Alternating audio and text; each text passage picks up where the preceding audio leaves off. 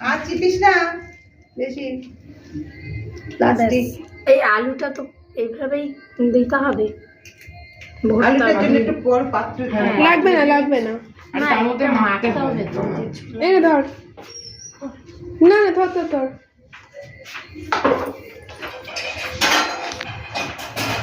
ফুচকাগুলো বেশ সুন্দর বড় বড় হয়েছে। তোর কাছে নে, কাছে নে।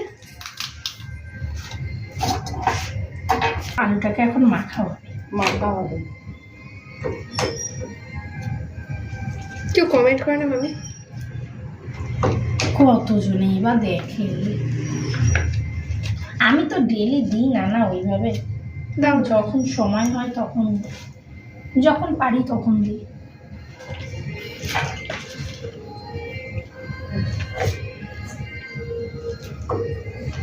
মনে হচ্ছে কি কদবেল মাখার গন্ধ বেরোচ্ছে তাই? থেকে।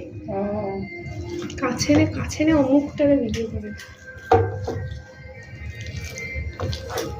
হ্যাঁ কদবেল কদবেল গন্ধ বেরোচ্ছে না?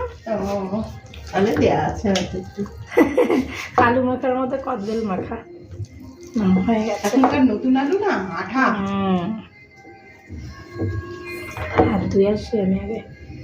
হাতে কেন দিচ্ছি ফুচকা।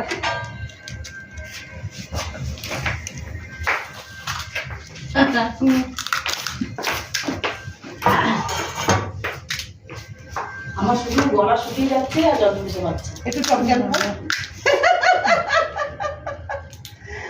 একটু টক জল খাও, গলা শুকানো বলতে থাকে। হ্যাঁ আমাকে দেখিস কখন ঢুকে আছে 12, 6, 9 মাস সব সাজিয়ে সাজিয়ে রেখে দিচ্ছি। সেই দোকানে গিয়ে গো, না তা আমি খাই না। দোকানে গিয়ে খাও না। না আমার পছন্দের খাবার না এটা। ও